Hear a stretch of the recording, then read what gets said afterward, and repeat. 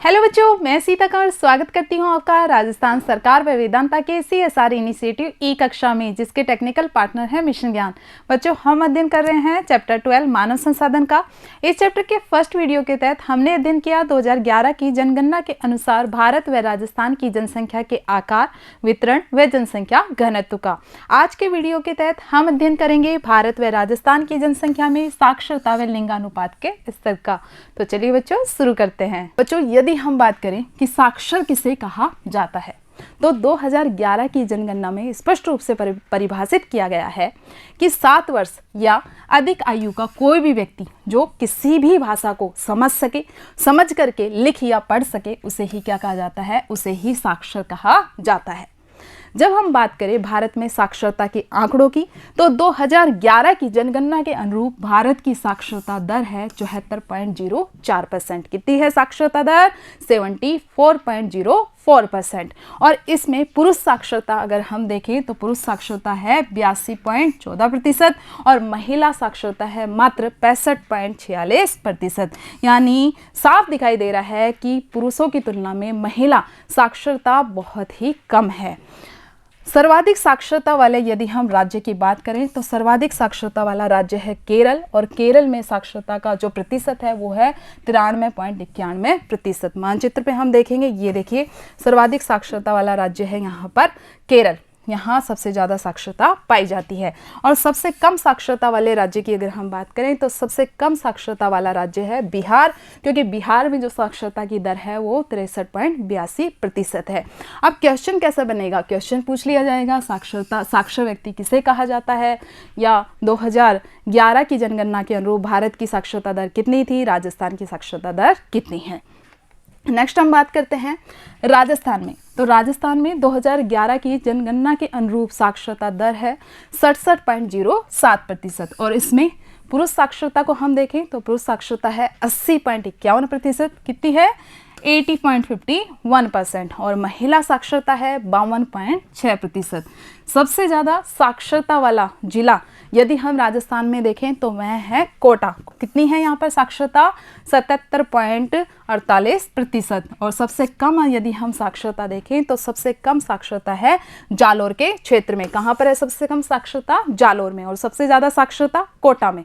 बस इतना याद रखना है आपको कि 2011 के अनुरूप राजस्थान की जो साक्षरता दर है वो है 67.07%। और सबसे ज़्यादा साक्षरता दर वाला जिला है कोटा, और सबसे कम साक्षरता दर वाला जिला है जालोर।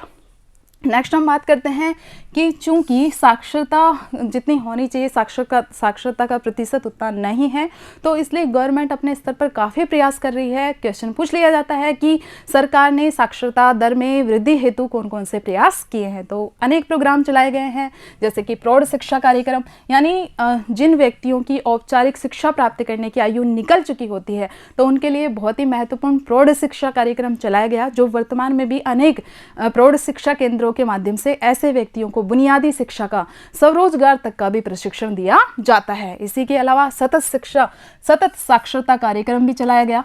और जैसा कि हमने देखा, महिला साक्षरता काफ़ी कम है पुरुष साक्षरता की तुलना में, तो महिला साक्षरता को बढ़ावा देने के लिए उन कठिनाइयों को चिन्हित किया गया जिनके कारण बच्चियां बीच में पढ़ाई छोड़ देती हैं। तो उन कारणों को चिन्हित करके विभिन्न योजनाओं के माध्यम से उन्हें दूर करने की कोशिश की गई। जैसे कि जो दूर दराज के क्षेत्र थे जहाँ पर बालिकाएं शिक्षा नहीं प्राप्त कर पा रही थी, तो ऐसी बालिकाओं के लिए केंद्र सरकार ने कस्तूरबा गांधी बालिका आवासीय विद्यालय खोले। और इन विद्यालय में SC, ST, OBC जो जितने भी पिछड़े वर्ग की छात्राएं हैं उनको आरक्षण अच्छा खासा दिया गया। साथ ही बच्चियों को पर्याप्त सुविधा युक्त हॉस्टल की सुविधा उपलब्ध कराई गई। और इन जो ये हॉस्टल की सुविधा कस्तूरबा गांधी जो आवासीय बालिका विद्यालय है, ये उच्च माध्यमिक स्तर तक यह सुविधा प्रदान की जा रही है।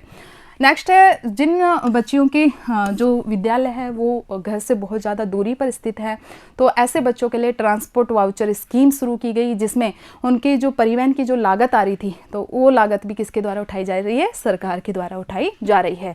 इसके अलावा मेधावी छात्राओं को प्रोत्साहन देने के लिए बालिका फाउंडेशन के द्वारा भी कई योजनाएं चलाई जा रही हैं, जिनमें महत्वपूर्ण है गार्गी पुरस्कार योजना, जिसमें बोर्ड की परीक्षा 10वीं व 12वीं की परीक्षा में 75% या उससे अधिक अंक लाने आने वाली जो छात्रा है, मेधावी छात्राएं हैं, उनको पुरस्कृत किया जाता है। आपकी बेटी योजना महत्वपूर्ण योजना है जिसमें मेधावी छात्रा हो, बीपीएल वर्ग की हो, मतलब निम्न आय वर्ग से संबंधित हो, माता या पिता में से कोई एक नहीं हो, ऐसी जो कंडीशन वाली छात्राएं हैं तो वो बीच में अपनी पढ़ाई न छोड़े, निराश न हो, तो ऐसी बच्चियों को आर्थिक सहायता देने के लिए ये योजना शुरू की गई है। इसके अलावा देवनारायण छात्रा स्कूटी वितरण योजना, यानी ये तो कुछ एग्जाम्पल्स मात्र हैं। कई ऐसी योजनाएं हैं जिनके माध्यम से छात्राओं को शिक्षा प्राप्ति हेतु, महिलाओं को शिक्षा प्राप्ति हेतु प्रोत्साहन दिया जा रहा है। तो बहुत ही इंपॉर्टेंट क्वेश्चन है, डायरेक्ट पूछ लिया जाएगा कि महिला साक्षरता उन्नयन हेतु सरकार के द्वारा कौन कौन से प्रयास किए जा रहे हैं वो बताइए। नेक्स्ट है लिंगानुपात। लिंगानुपात से आप क्या समझते हैं? 1000 पुरुषों पर महिलाओं की जो संख्या है उसे लिंगानुपात कहा जाता है। यानी 1000 पुरुषों पर महिलाओं की कितनी संख्या है उसको हम क्या कहेंगे? उसको लिंगानुपात कहेंगे।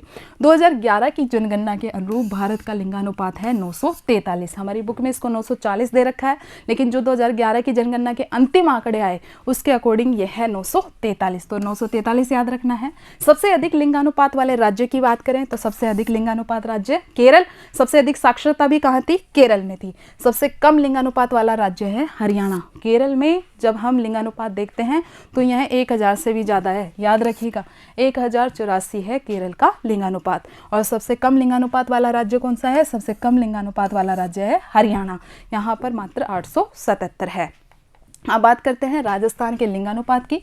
तो राजस्थान का लिंगानुपात 928 है। अपनी बुक में 926 दे रखा है, कंफ्यूज नहीं होना है क्योंकि अंतिम आंकड़ों के अनुरूप राजस्थान का जो लिंगानुपात है वो 928 है। और राज्य में याद रखना है, राज्य में सर्वाधिक लिंगानुपात वाला जिला कौन सा है? तो राज्य में सर्वाधिक लिंगानुपात है डूंगरपुर व राजसमंद में। कौन कौन से जिलों में है? यहाँ देखिए, दक्षिणी राजस्थान में ये हमारा है डूंगरपुर और इधर ये है राजसमंद। तो डूंगरपुर और राजसमंद दो महत्वपूर्ण जिले हैं लिंगानुपात की दृष्टि से। राज्य में यदि हम सबसे कम लिंगानुपात की बात करें तो सबसे कम लिंगानुपात वाला जिला है धौलपुर। तो बच्चों यहीं पे हमारा ये फिनिश होता है। नेक्स्ट वीडियो में हम अभ्यास करेंगे इस चैप्टर से बनने वाले महत्वपूर्ण प्रश्नों का। धन्यवाद।